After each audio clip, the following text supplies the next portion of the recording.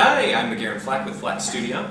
Just here to teach you how to make your own paint. So I have a couple of tools. You don't necessarily have to have all these tools to make your own paint, but it's recommended to be able to get the best paint quality to use these tools. Or a paint press, but you know, those are expensive. So anyways, what we'll do is go over all the tools that we have, and then I will show you step by step how to make your own paint. Here we have some palette knives. It's important to be able to clean your surface with. We have some paint tubes so that we can store the paint that we've just made. If you're not into storing your own paint, that's fine, you don't have to store it. Just makes it last a little bit longer, it doesn't dry out. You need oil, a Muller, and a glass table, your pigment, some gloves, and a respirator. This is a particulate respirator. This one is, in particular, is a battery-powered one, so it has a face mask to protect any particles from getting into my eyes or into my nose, mouth, whatever. So I'd highly recommend one of these guys. They're a little bit more expensive, but it's always going to be safe. I figure it's better to spend a couple $100s on a respirator that's good quality than have to spend thousands of dollars in the future on lung replacement. So anyways, we don't want that. Some gloves also. You don't really want to get the pigment in your hands, fingers, up your nose, whatever. And I'm wearing a long sleeve shirt so it doesn't get on my skin. Now this pigment in particular is a lead-based pigment, so it is used for flake white or Kremnitz white. The reason why I'm using linseed oil, you have three general types of oil. Some are more non-yellowing, some are more yellowing. The more yellowing ones dry faster. Linseed oil dries fast, but it is pretty yellowing compared to the other ones. It's what most oil paints are made out of, is linseed oil. Then you have walnut oil, which is a little bit more wet. And that basically means that it will dry a little bit slower, but it doesn't really yellow that much. And then you have safflower oil. A lot of the flake white pigments or paints nowadays are made with safflower oil. I personally do not like safflower oil. It takes way too long to dry, but it doesn't yellow. So why not just put a dryer in it then? Well, because when you put dryers in paints, they tend to crack a lot more. So I stick with linseed oil. It does yellow a little bit, but we're talking 50 to 100 years down the road, and it's very subtle, but it dries very quick, and it's a non-alkyd based oil. So that is what we will use, and we will get started. It's very important when you're dealing with pigments to use the respirator and gloves, but more in particular, if you're going to mix your own cadmiums, cobalts, or flake whites, you don't want any of the lead, cadmium, all that stuff going into your lungs and giving you metal poisoning, because metal poisoning really is not that good. So anyways, here we go. Okay, step 1. You want to create a nice little volcano with the pigment. Step 2, pour in the oil with the pigment, mix it around with the palette knife. If it's a little bit too dry, add a little bit more oil. You want to get a nice paste consistency. Now we go to step 3, where you use the Muller. Now, not all pigment needs to be mold. There are some earth tone pigments, and even flake white can be just mixed with the palette knife. But I like the consistency that the Muller brings. What the Muller does is it pushes the oil and the pigment together and suspends the pigment in the oil, makes it so it's a little bit more consistent.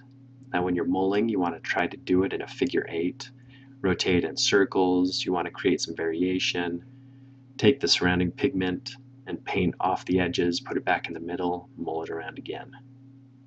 Keep doing that and have some fun with it.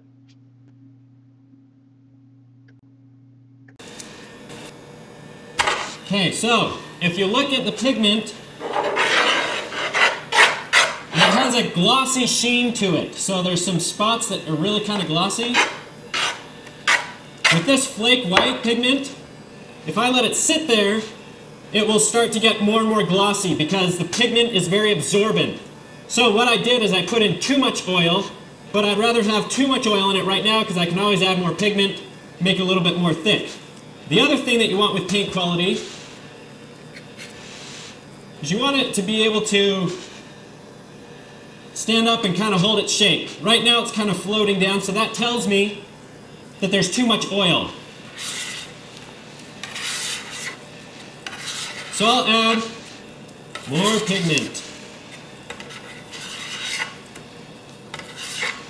Now, some people really do like their paint quality like this. You know, it's really kind of wet, it's moist, it feels the same as all the other pigments, but the nice thing about lead pigment, it's a very dense pigment and very heavy. So I want to have it dense and heavy, so I'm using its properties to the best of its ability. Each pigment feels a little different. Ultramarine should be a little bit more wet. Flake white should be a little bit more stiff.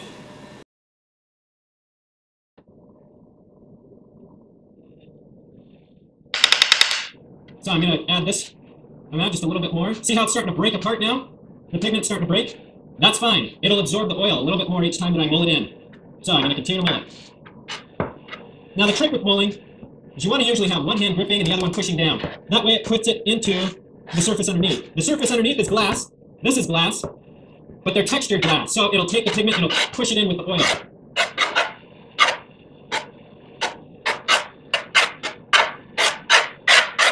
This is why we're in the respirator. You can see where some of the pigment is coming out off of the tabletop.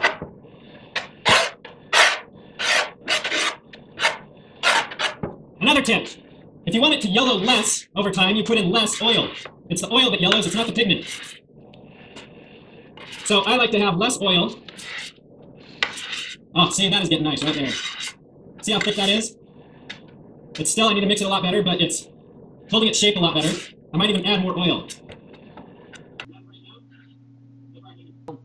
I ended up actually adding more pigment instead of oil.